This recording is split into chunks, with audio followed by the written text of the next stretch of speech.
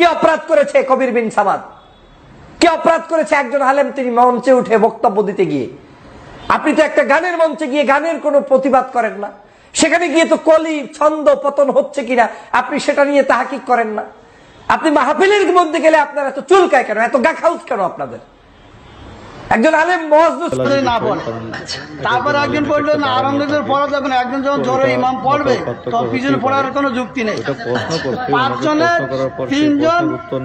তিনজন একমত, দুজন একমত, আমরা কোন পথে যাবো? এখানে বিষয়টা হলো ইখতিলাফ আলেমদের না বাবারে। আমি তো তাহলে এবার আমি একটু উত্তর দিই, সেটা হলো আমি তো অত বড় হুজুর এই বিষয়ে বড় হুজুর উত্তর দিক নাকি? আমি শুধু এতটুকু বলি, সেটা হলো ইখতিলাফটা আলেমদের এই ইখতিলাফ এটা এখন শুধু না, বিশ্বনবী সাল্লাল্লাহু আলাইহি সাল্লামের সাহাবীদের যুগেও ইখতিলাফ ছিল। এটা মত পার্থক্য থাকবে। আপনি একজন চেয়ারম্যান, বাংলাদেশে অসংখ্য চেয়ারম্যান আছে না নাই? তো সব চেয়ারম্যান কি একই সুরে কথা বলে? বলেন চেয়ারম্যান ইসলামের মধ্যে ভেদাভেদ হবে কেন? চেয়ারম্যানই করে এক জিনিস আর ইসলাম এক জিনিস। চেয়ারম্যান আর ইসলামের মধ্যে আপনারা তো বুঝাইতে পারবেন না। আমি যদি বলি, যেমন আপনি একজন আলহাজ মানুষ, দেখেন আপনি সব বাদ দেন, ইসলামের বেসিক কিছু নিয়ম আছে।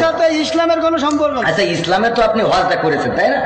হজ করেছেন না? আমি যে প্রশ্ন আপনার কলাম এখানে 600 লোক আছে, আপনি সঠিকভাবে উত্তর আপনি তো উত্তরের আগেই তো বকর করতেছেন। আমার উত্তরটা দিতে দেন, আমার কথা তো বলতে দেবেন। তা বলতে না দিলে আমি কি করে বুঝাবো? ফালতু কথা বলেছেন, বলো খবরদার। ল্যাঙ্গুয়েজ সোজা করেন না, সোজা করে দেবো কিন্তু একদম বলেন। ল্যাঙ্গুয়েজ সোজা করে বলেন। আমি বলছি আমার কথা তো বলতে দেবেন। ল্যাঙ্গুয়েজ সোজা করে দেবো কিন্তু একদম। বিয়াদব লোক কম না ভগর ভগর করতে জানি, খাবার দেবো একটা চোখ বাসটা করে দেবো কিন্তু একদম। আমি প্রশ্ন করলাম, একজন লোক বলছে যে আলমদের শুনলে নামাজ পড়ল না, শুরু না বললে নামাজ হবে না, ফালতে পারতেছি। আমি বলছি আমার উত্তরটা কোন জায়গায় কি বলতে জানি যাই, বুকাতে কি লেগে পড়ে জানি যাই, বেয়াদব কম না।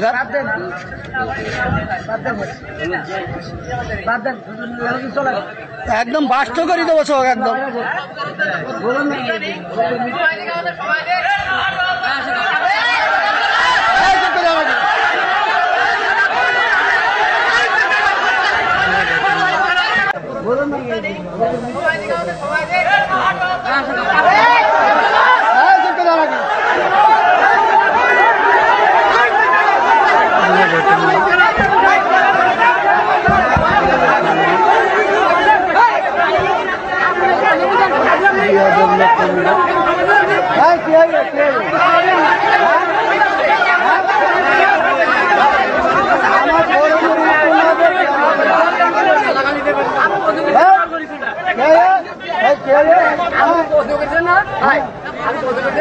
সে বলছে না